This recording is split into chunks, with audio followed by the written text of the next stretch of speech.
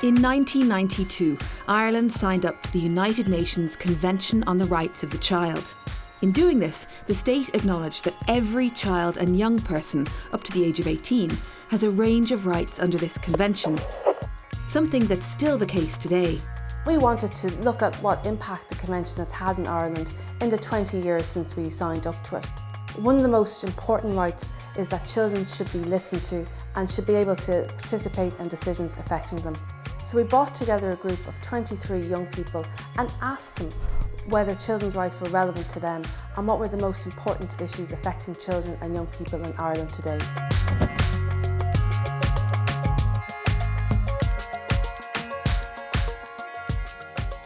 It wasn't difficult to get the discussion started.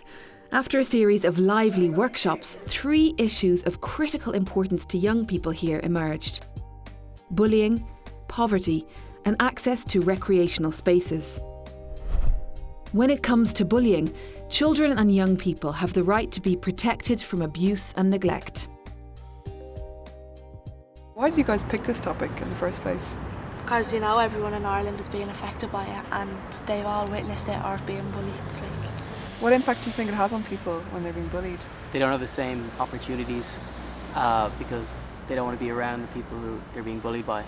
Feel trapped, especially with cyberbullying, because it follows you home. I think people think that it's always oh, you're fat and you're ugly and stuff, but a lot of it is really not. subtle.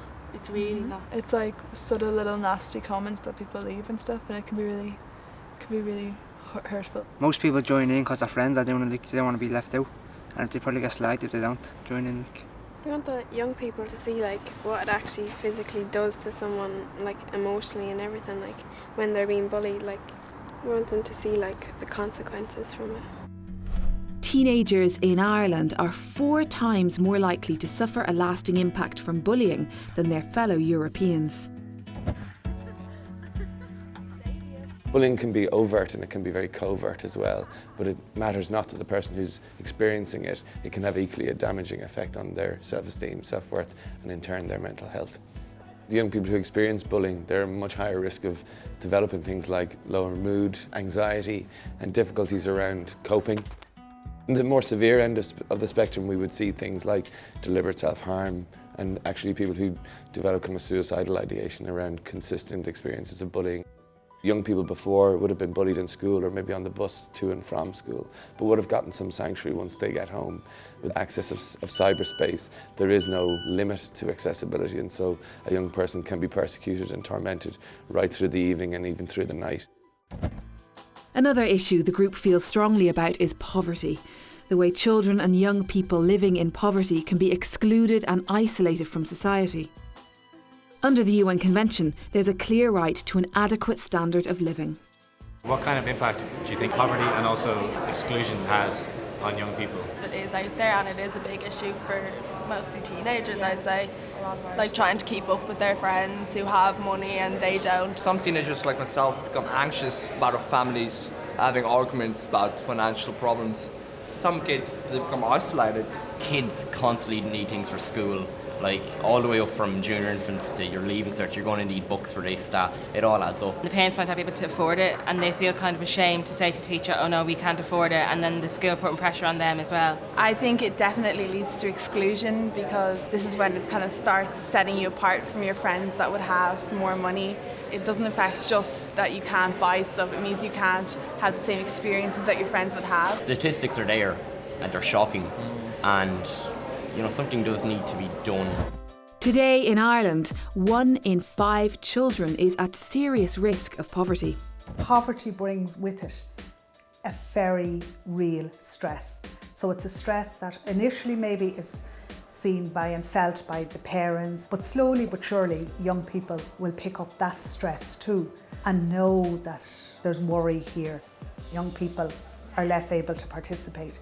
So what will happen is they will tag along for a certain amount of time, but they begin to feel more and more uncomfortable. It's all right maybe one day not to have the money to join the others, but if that is happening again and again, a young person will withdraw, they will become less involved. They don't know where to put themselves, they don't know how to participate when they find themselves in this situation. The third issue that the group identifies a problem is the lack of properly resourced recreational spaces for people their age. Young people have the right to engage in leisure, play, and recreational and cultural activities.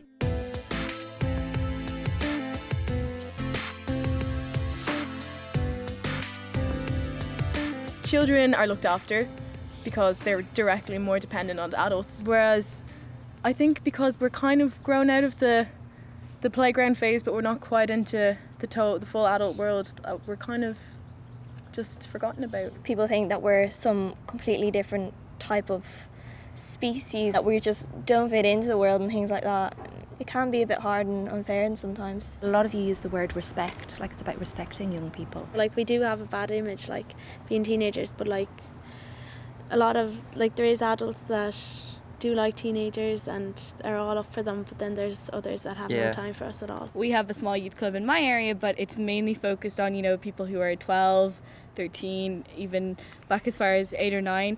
It's better to have somewhere that teenagers can actually go to hang out, like older teenagers. A youth club near me, there's no facilities, no playing games. There's probably a pool table, but this ball's missing, and somebody probably say, yeah, we have a youth club here, but they just completely forget funding it.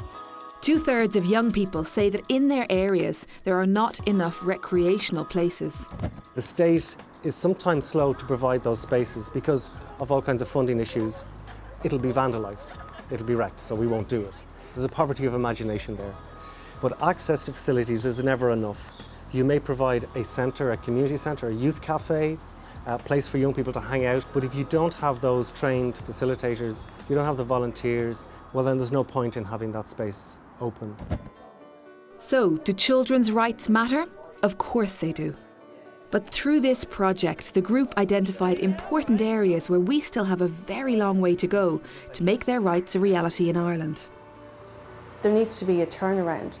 The next 20 years of the UN Convention, we really need to see change for children in Ireland. We need to see children going to school without the fear of bullying. We need to see children going to school not hungry. We need to see children and young people finding somewhere to spend time. Young people are well able to express their views. They have opinions about what's happening in Ireland today, and they're very important opinions that we should listen to. If you want to find out what's affecting children and young people, you need to ask them.